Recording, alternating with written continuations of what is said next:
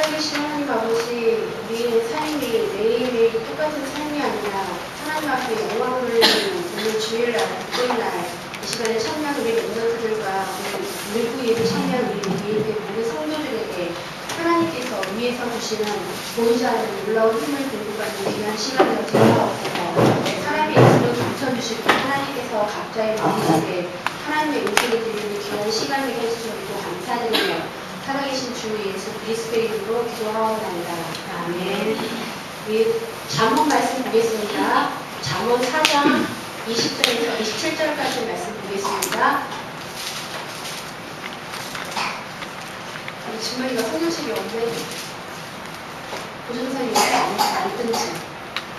7절을 읽어야 되는데 나하고 상관없는 말씀 아니에요. 이걸 뭐 고백해야 되거든요. 잠언 4장 20절에서 27절 말씀.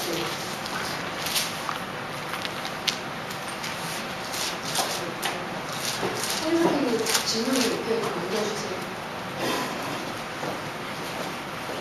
우리 예배에 참여하는 멤버들 한 명이 다 이렇게 소외된 사람이 없어야 되거든요. 하나 되어 놓기 때문에 말씀드린 거고요. 잠언 4장 20절 제가 읽고 21절 여러분이 읽고 한 절씩 민아도 읽을 수 있죠? 네, 읽겠습니다. 내 아들아 내 말에 주의하며 내가 말하는 것에 내 귀를 기울이라. 그것을 내 눈에서 떠나게 하지 말며 내 마음속에 쓰리라. 그것은 얻는 자에게 생명이 되며 그의 온 육체의 건강이 됨이니라. 모든 지킬 만한 것 중에 더욱 내 마음을 지키라. 생명의 근원이 이에서 나느니라. 구부러진 말을 내 입에서 버리며 비뚤어진 말을 내 입술에서 멀리하라. 내 눈은 바로 보며 내 눈꺼풀은 내 앞을 곱게 살펴. 내 발이 행할 길을 평탄하게 하며 내 모든 길을 든든히 하라. 좌우나 우로나 치우치지 말고 내 발을 악에서 떠나게 하라. 아멘.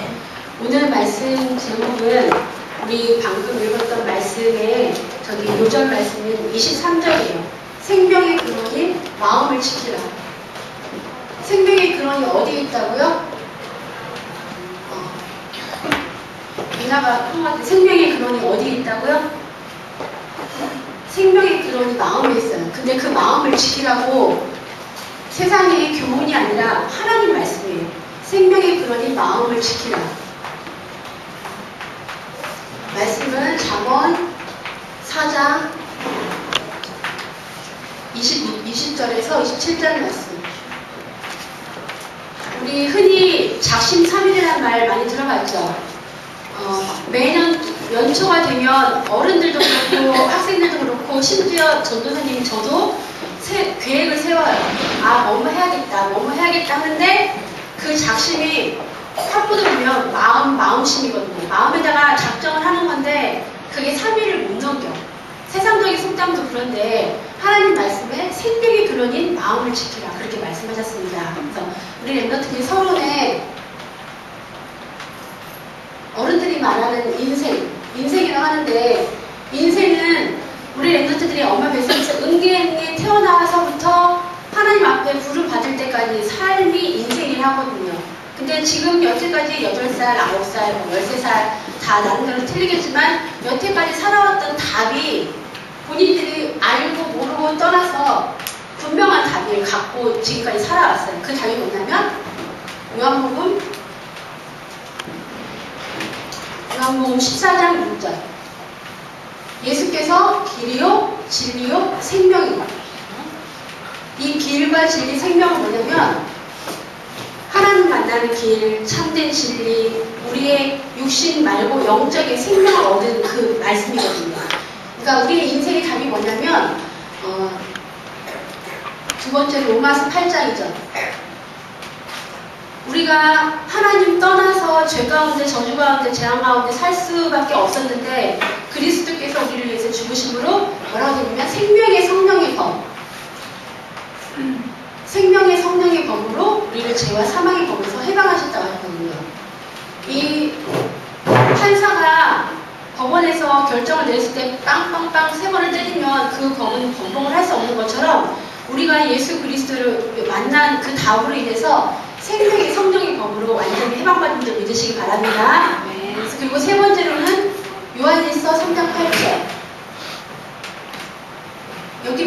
보면 죄를 짓는 자는 마귀에게 속하나니 마귀는 처음부터 범죄함이고 하나님의 아들이 나타나신 것은 마귀의 일을 멸하라고 말씀하셨거든요. 그러니까 하나님의 일이 뭐냐면 마귀의 일을 멸하라 하십니다.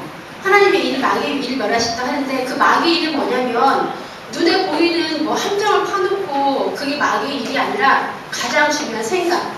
우리 생각을 파고드는 게 마귀인데 그 마귀의 일을 멸하신 분이 예수 그리스도인 답을 갖고 이 시간에 모여든 우리 렘넌트들의 그 정체성을 회복하시기 바랍니다.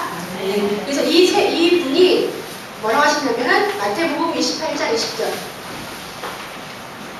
세상 끝날까지 이틀 전에 다른 나라에 운석이 떨어져가지고 몇 명이 죽었고 공장이 파괴됐고 그런 뉴스를 많이 들었을 거예요. 그 사람들은 아마 이게 종말인가 보다 이게 뭐 그렇게 느낄 수 있지만 우리는 그런 상황 속에서도 우리의 길, 진리, 생명 되시고 생명의 성령의 법으로 우리를 해방시키신 하나님의 아들이 나타나셔서 마귀를 멸하신 그분이 세상 끝날까지 우리 렘넌트 한 명 한 명과 영원히 함께 하시겠다는 이 언약을 굳게 붙잡으시기 바랍니다.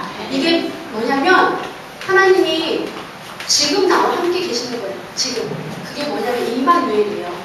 내가 어른이 되고 할머니가 되고 죽어서 하나님 앞에 가는 그 임마누엘이 아니라 지금 살아있을 때 우리 육신의 눈에 보일 때 우리 생각을 통해서 우리 마음을 통해서 하나님 나와 함께 하심을 사실적으로 누리시기 바라고요. 그래서 우리 렘넌트는 학업이잖아요.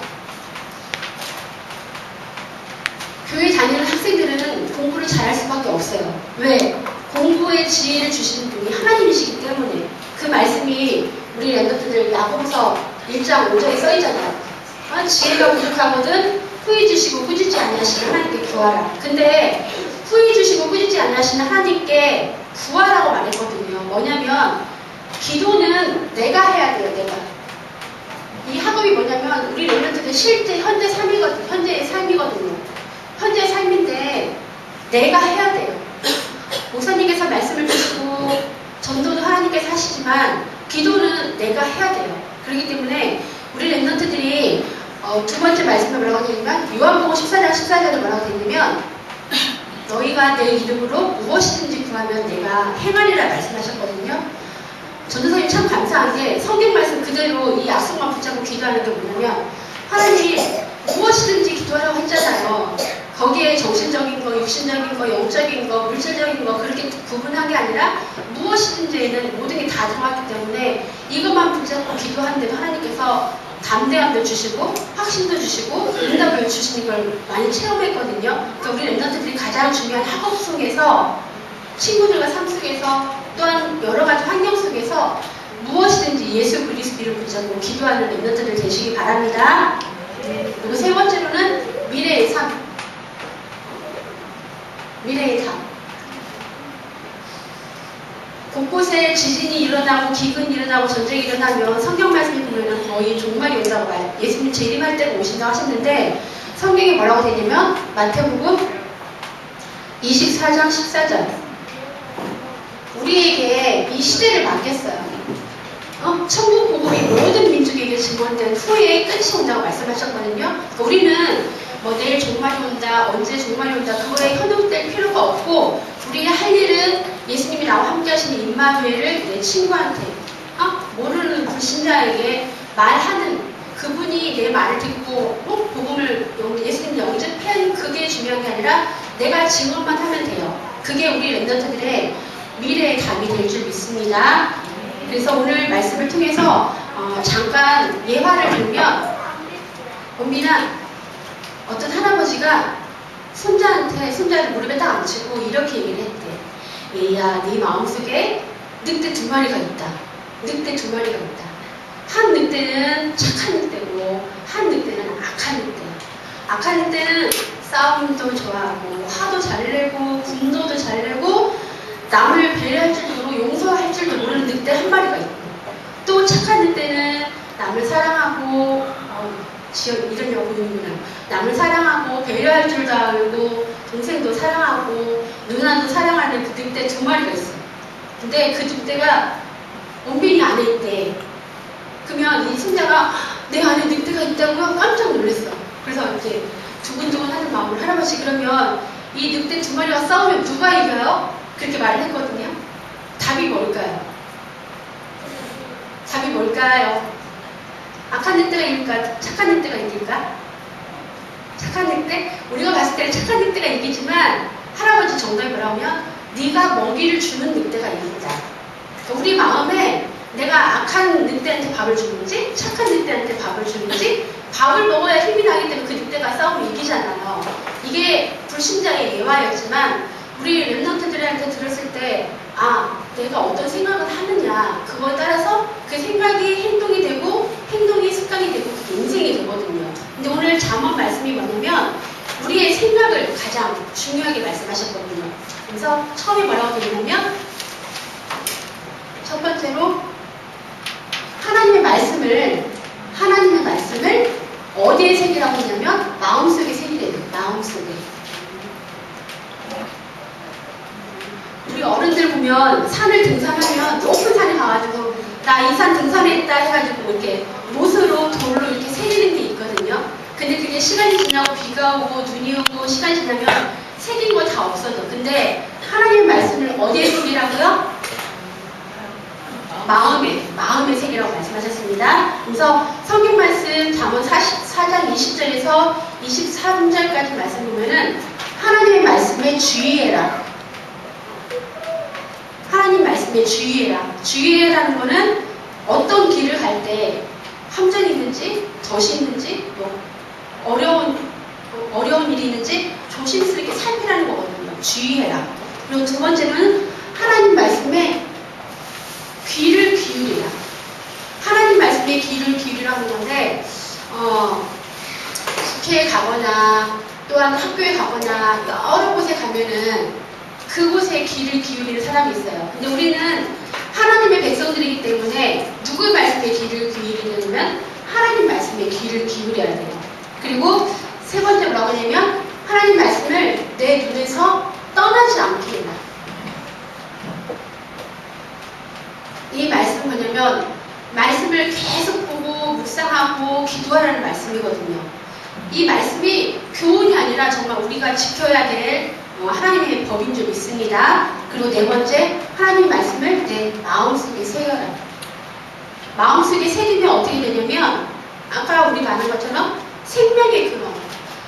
우리 랩런트들이 혹시라도 선생님이 씨앗을 시장에서 사가지고 텃밭에 이렇게 뿌려가지고 그 씨앗이 나오는 것을 경험해 봤는지 모르겠지만 그 씨앗이 제일 처음에는 제일 작아요. 작은데 그 씨앗이 열매를 맺으면 어마어마하게 크거든요. 근데 이 말씀을 마음에 새길 때 보이진 않아요. 보이진 않지만 이 말씀이 우리의 삶과 생각을, 행동을 바꿀 줄 믿습니다. 그래서 우리 목사님께서 우리 랩런트들 성경책 보면 창세기 1장부터 요한계시록 22장까지 쫙 외울 필요는 없지만 본인에게 하나님이 주시는 말씀이 있을 거예요. 우리 목사님 항상 예배 드릴 때 사도행전 1장 8절 말씀을 그렇게 암송하고 고백하는 것처럼 우리 랩런트들이 하나님 말씀, 이 말씀 속에서 말씀을 보다가 이 말씀 참 좋다, 인체면 참 좋다 해가지고 이 말씀을 외워야지, 암송해야지 그런 의도가 아니라 계속 보다 보면 이 말씀이 내 마음속에 새겨지고 그러면 내가 어떤 문제가 있을 때 이 말씀을 붙잡고 하나님 기도하는 거예요. 이게 증거거든요. 하나님 아버지, 이 말씀이 이렇게 되어 있는데 저 이렇게 기도했는데 하나님 응답해 주세요 하면은 하나님은 꼼짝 못 하세요. 왜? 말씀으로 약속하신 분이 하나님이기 때문에 이 말씀을 증거를 가지고 기도하면 우리 랩런트들이 사실적인 응답을 볼 줄 믿습니다. 그래서 그리고 두 번째 뭐라고 되냐면 입을 지키라. 오늘 잠언 4장 24절 말씀 보면은 입을 지키라고 했는데 우리가 이 입은 여러 가지 기능이 있어요. 먹는 기능, 말하는 기능. 근데 이 말하는 기능이 남을 살리기도 하고 죽이기도 하고 또 가장 중요한 기능이 하나님 앞에 기도하는 입이거든요. 근데 뭐라고 하냐면 구부러진 말을 조심해라. 구부러진 말. 이 분필이 이렇게 반듯해야 되는데 끝에 구부러지면 쓸 수 없을 뿐만 아니라 잘 부러지겠죠. 구부러진 말은 뭐냐면 나는 말을 했는데 이 말이 남을 속이고 골탕 먹이고 남을 악한 길로 인도하는 게 이 구부러진 말이고 두 번째 뭐라고 하냐면 삐뚤어진 말.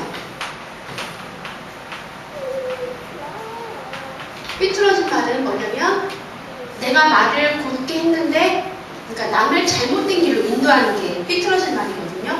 시편 145편 18절 말씀 보면 뭐라고 되어 있냐면 여호와께서는 자기에게 여호와께 간구하는 모든 자 곧 진실하게 간구하는 모든 자에게 가까이 하신도다 그렇게 말씀하셨거든요.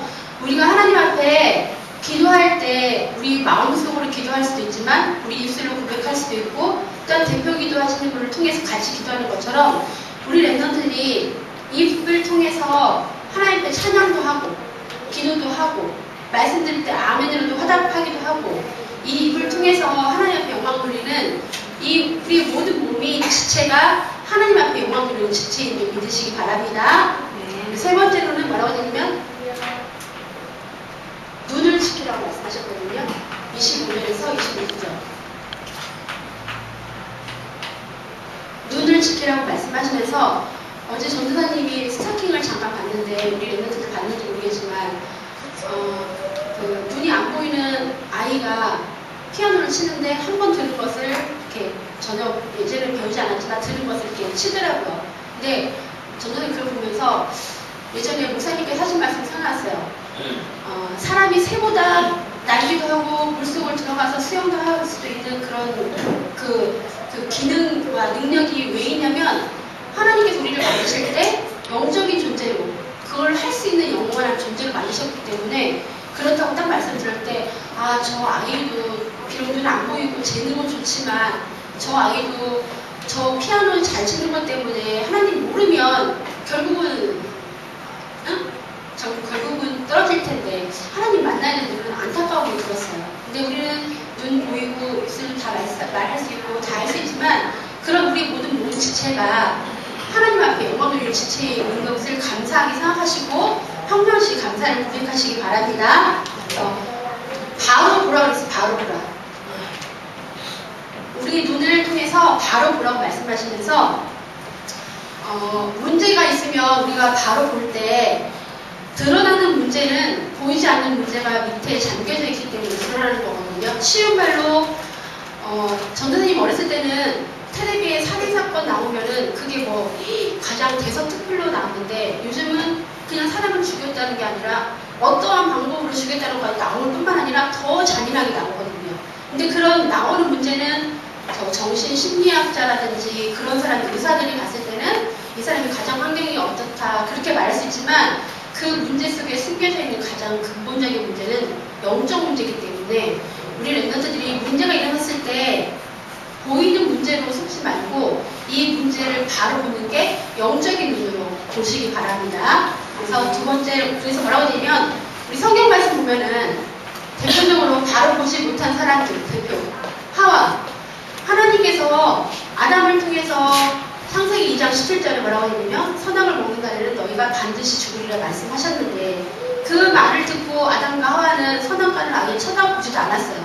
근데 사단이 뱀속에 들어가서 뭐라고 했냐면 너희가 그것을 먹는 날에는 눈이 밝아져서 하나님처럼 된다라는 말을 듣는 순간 귀를 통해서 듣는 순간 눈으로 보게 되니까 먹음직하고 보암직하고 지혜롭게 할 만큼 탐스럽기도 한 나무기 때문에 먹은 거거든요. 그러니까 우리 랩런트들이 모든 삶 속에서 바로 보시기 바랍니다. 그리고 두 번째로 뭐라고 하냐면 내 눈꺼풀. 눈꺼풀은 어떻게 보면 먼지가 날라올 때는 내가 눈을 감아야지 이렇게 의식적으로 하는 게 아니에요. 눈 깜짝한 사이 뭐 그런 말도 있잖아요. 먼지가 날라오는데 나 지금 눈 감아야지 이렇게 하는 게 아니야. 자동적으로 내 눈이 눈꺼풀이 딱 감겨지는 거거든요. 뭐냐면 우리 눈 앞에 눈꺼풀 앞에 사단이 함정을 파놓고 있단 말이에요. 우리가 예배 끝나고 집에 가는 또한 어디 가는 그 순간 속에서도 사단은 눈에 보이지 않는 함정을 파놓고 있기 때문에 내 눈꺼풀에 주의하라 말씀하셨어요. 그리고 세 번째로는 내가 바로 보면 내 발이 평탄하게 된다고 말씀하셨거든요. 왜냐면 우리는 눈에 보이는 대로 움직이거든요. 어디 가다가 저곳이 좋아 보이면 그대로 움직이는 거거든요. 그렇기 때문에 우리 눈이 선하면 선한 길로 우리 발을 인도하지만 우리 눈이 악하면 악한 길로 인도할 수밖에 없어요. 뭐 사기꾼이나 도둑들의 눈이 그러기 때문에 그들의 눈에는 도둑질할 것, 사기꾼할 것이 다 보이기 때문에 그 발이 남의 집을 넘나들고 하는 것처럼 우리 렘넌트의 눈과 발은, 눈은 바로 보시고 영적인 문제를 바로 보시고 사단이 파놓은 함정에 속지 않는 예수 그리스도 이름의 권세를 날마다 사용하시기 바랍니다. 결론은 우리 렘넌트들이 평범한 것에서 승리해야 돼요. 그 평범한 것에서 큰 일이 일어납니다. 우리 부모님이 매일매일 하는 말씀이 잔소리가 아니에요. 그게 평범한 일이에요. 평범한 일인데 그것이 큰 일이 일어나요. 우리 렘넌트들 7명을 대표적으로 볼 때 요셉과 다윗을 보겠습니다. 요셉은 창세기 37장 1절에서 11절 형들이 있었고 아빠가 있었지만 하나님께서 요셉에게 꿈을 주셨어요.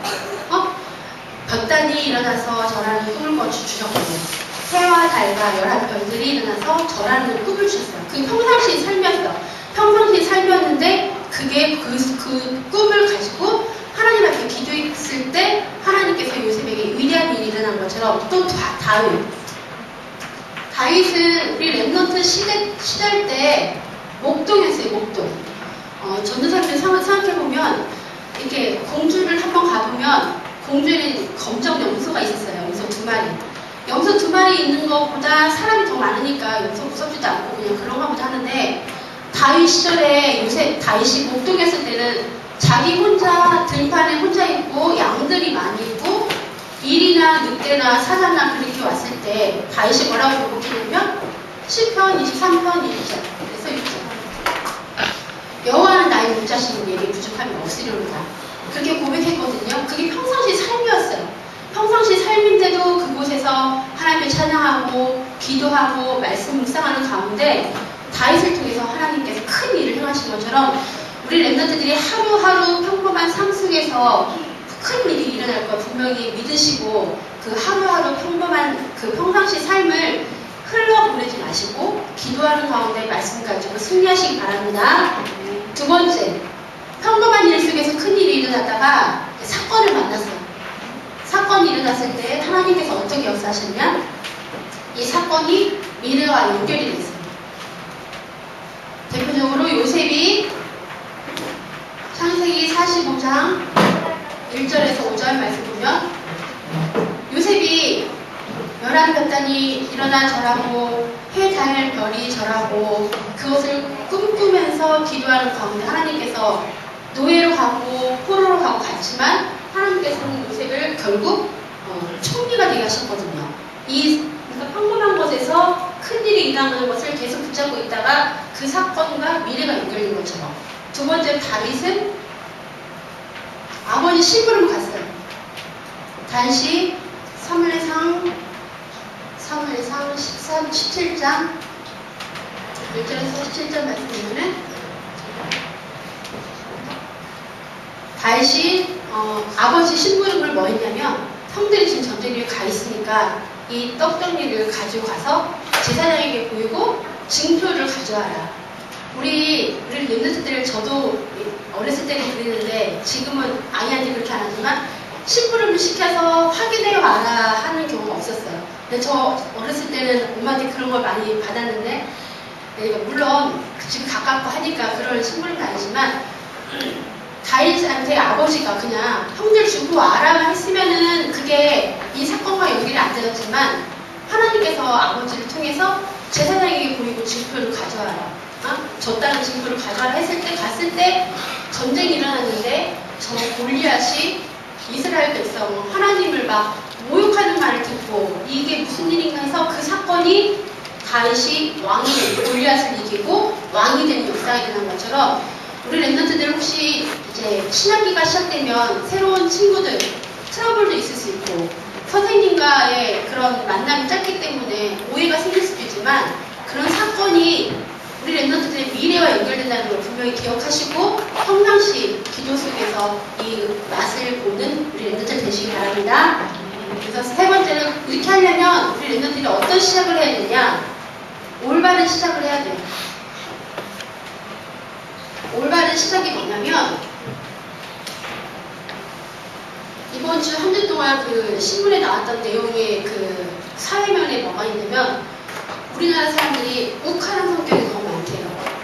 욱하는 성격 때문에 외국인이 자동차를 몰고 갔는데도 3명의 외국인이 우리나라에 와서 살았던 사람들이 자동차 문화 그리고 뭐 어떤 문화 하여튼 여러 가지 실험을 했는데 운전하고 가다가 잠깐 끼어들었다고 해서도 욱하면서 창문을 내리고 막 욱하고 하는 사람들도 되게 많고 근데 그게 우리나라 사람 전반이거든요. 또 우리나라 사람들의 욱하는 성격이 연령대가 자주 내려올 수밖에 없어요. 이게 뭐냐면 50대에서 40대에서 30대에서 10대 요즘 10대 사건이 많이 일어나는 성격이 뭐냐면 요인이 뭐냐면 욱하는 성격이 이렇게 내려오는 거거든요. 근데 이 욱하는 성격이 얘네들이 마음속에서 짜증나 하는 생각을 통해서 사단이 그렇게 들어오는 거거든요. 그렇게 어마어마한 결과가 나오는데 우리 랩런트들 안에는 누가 계세요? 성령이 계세요. 성령. 저번 주 우리 강단을 통해서 내 안에 성령이 계시기 때문에 나와 성령이 독대한다는 그 말씀을 전도사님이 듣고 어마어마한 힘을 얻었어요. 내 안에 성령님이 계시긴 한데 나하고 성령님하고 독대, 단독으로 대화한다는 게 어마어마한 큰 힘이더라고요. 근데 우리 여러분들이 이런 내 마음, 입술, 눈, 발 모든 거 다 지키려면 어떤 시작을 해야 되냐면 내 안에 성령이 내주하고 계신 것을 항상 내가 고백해야 돼요. 요한복음 14장 16절에서 18절 너희 속에 계시겠습니다 말씀하셨거든요. 그리고 고아와 같이 버려두지 않는다고 말씀하셨어요. 우리 전도사님은 경험이 없는데 아이를 한 번 잊어버렸다가 다시 찾아나요. 그 마음이 천명 내려앉아요. 테레비 보면 미아라는 그러니까 미아 찾기 그런 것도 보면은 마음이 진짜 너무 아파요. 근데 우리를 그와 같이 보여주지 않으신대요. 그분이 성령이시고 그분이 세상 끝날까지 나와 함께 하세요. 성령 내주의 사실을 붙잡고 올바른 시작을 하시기 바랍니다. 두 번째, 성령이 내 안에 내주하시면 그냥 가만히 있는 분이 아니라 성령이 하시는 일이 있으세요. 그분이 나를 인도하셔요. 요한복음 14장 26절, 27절 우리가 기도할 때 깨닫기도 하시고 생각나기도 하시고 불신자들은 어떤 문제가 딱 오잖아요. 왜 이 문제가 나한테 왔습니까? 원망하고 분노하지만 우리 목사님 통해서 항상 듣잖아요. 문제는 축복의 발판이다. 그러면 맨 처음에는 딱 문제가 오면 이 문제가 왜 나한테 왔지? 하나님은 혹시 이 문제가 왜 왔습니까? 딱 이렇게 바뀌는 순간 성령께서 이래서 이렇구나라고 나를 깨닫게 해주세요. 그러니까 어른들뿐만 아니라 우리 랩런트들도 아주 자그마한 문제 동생이 자꾸 나를 괴롭힌다거나 위에 누나나 형이 막 자꾸 괴롭힌다거나 하나님 아버지 우리 형이 왜 그럴까요? 그렇게만 딱 고백할 때 성령께서 내 안에서 깨닫게 하시고 생각나게 하시는 그 첫 음성이 있어요. 그분이 나를 인도하시는 우리 랩런트들 누리시기 바라고요. 그리고 세 번째로는 그분이 내 안에서 역사를 하세요. 역사 일을 하시는데 그분이 하시는 일이 뭐냐면 요한복음 14장 14절 내 이름으로 무엇이든지 구하면 내가 행하신다 말씀하셨거든요. 그러니까 우리 랩런트들 오늘 이후에도 전도사님도 그랬어요.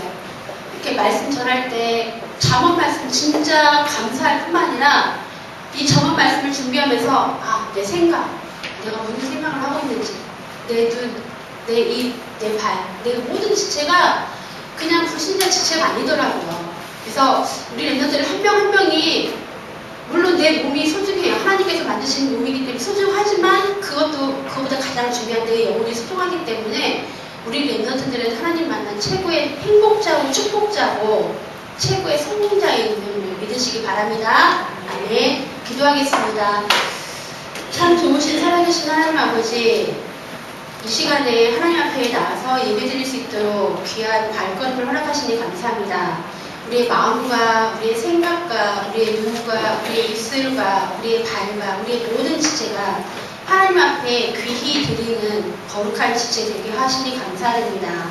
우리 랩런트들 한 주간 동안 삶 속에서 하나님의 말씀을 주의하며 하나님의 말씀을 마음속에 새기고 그 말씀 붙잡고 기도하는 가운데 사실적인 하나님께서 말씀에 응답을 누릴 수 있는 한 주간 될 수 있도록 하나님께서 각자 한 명 한 명에게 가장 알맞은 성령의 내주 인도 역사를 맛보게 하여 주옵소서. 감사드리며 주 예수 그리스도 이름으로 기도하옵나이다. 아멘.